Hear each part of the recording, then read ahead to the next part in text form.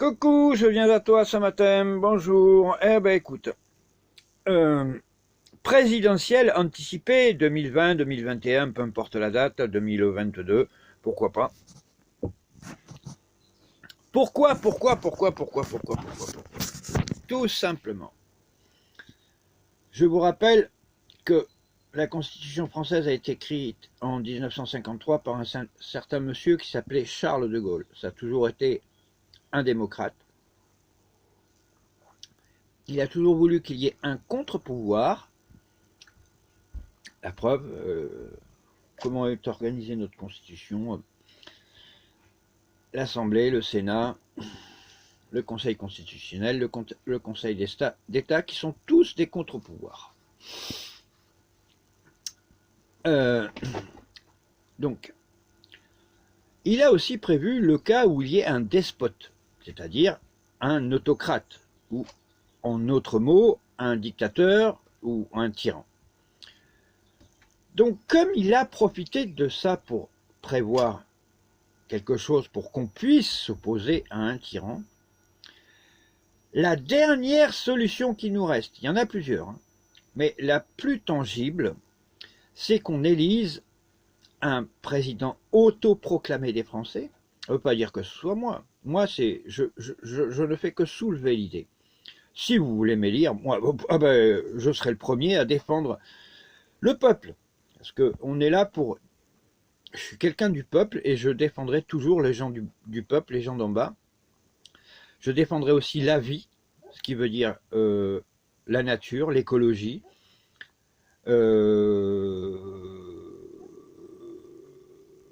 Et je pense qu'il faut qu'on revienne à des choses un peu plus basiques dans la vie. Autre chose que ce qu'on veut nous faire croire, on veut nous faire croire que l'essentiel c'est l'argent, alors que l'argent n'est qu'un outil pour permettre à certains de se mettre en valeur et surtout d'écraser les autres. Donc, parce que obligatoirement ils ont plus d'argent, donc ils auront plus de moyens et puis ils pourront faire taire ceux qui se rebellent. Donc, moi, j'ai pas l'intention de me taire, donc je vais continuer ma démarche, c'est-à-dire que dans l'idée, je cherche 500 signatures, comme le prévoit la Constitution française, de façon à ce qu'on puisse déclencher des élections anticipées. Alors, ça peut être moi, ça peut être X, Y.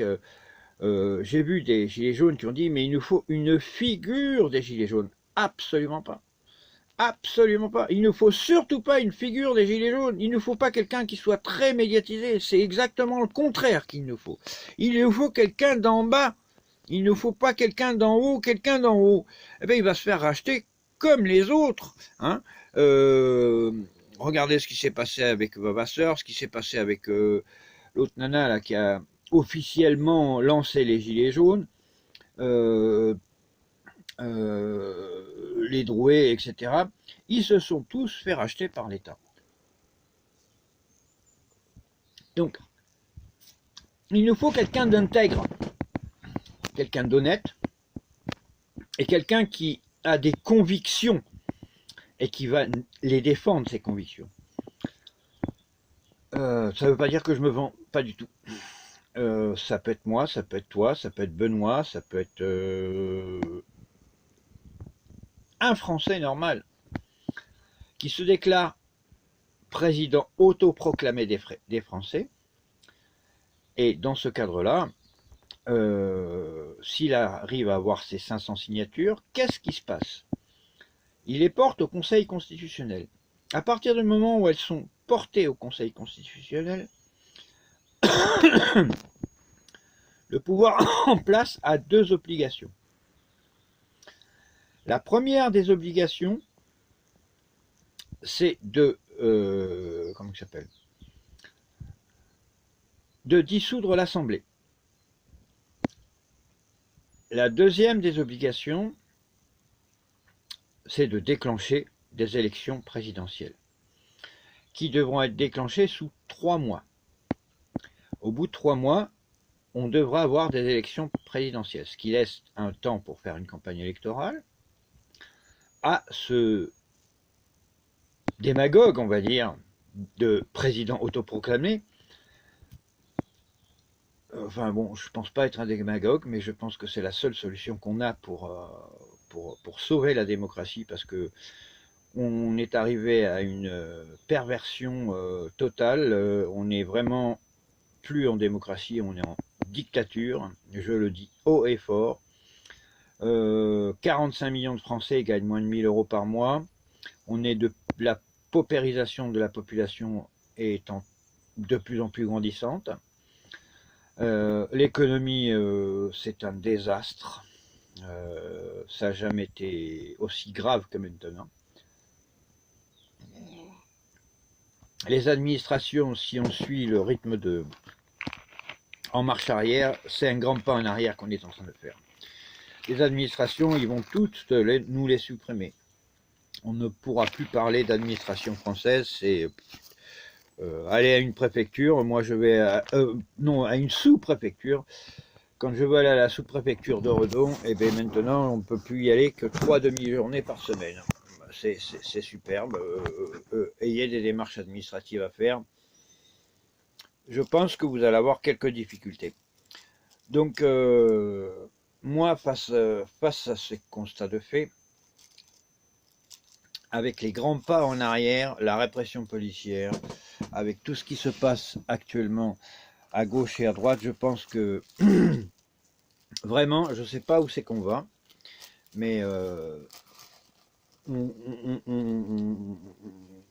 j'ai l'impression que on nous parle de moutons, mais j'ai aussi surtout l'impression qu'on me parle d'autruche. On ne veut surtout pas regarder ce qui se passe, mais on ne nous donne pas aussi les informations. Que par exemple, je ne vais pas vous détailler le chiffre, 45 millions de Français qui gagnent moins de 1000 euros par mois, mais on y est en plein. Un autre chiffre que je trouve très très parlant, plus que 15 millions de salariés. Eh oui, 15 millions de salariés.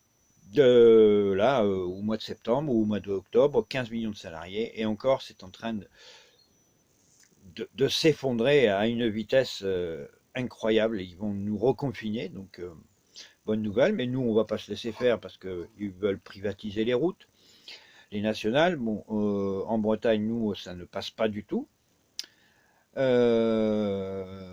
Parce que personne n'a réalisé encore, mais c'est la surinformation qui a court-circuité la véritable information. Donc, on ne veut pas de ça. Mais pourquoi vous parlez de présidentielle anticipée? C'est que il faut que vous réfléchissiez à ce que l'on peut faire le plus lentement possible, parce que plus on va chercher à aller vite, et plus on va griller les étapes, et plus on va se griller les ailes. Donc, ce qu'il faut faire là, donc, les deux obligations de l'État, c'est donc déclencher une, comment ça s'appelle,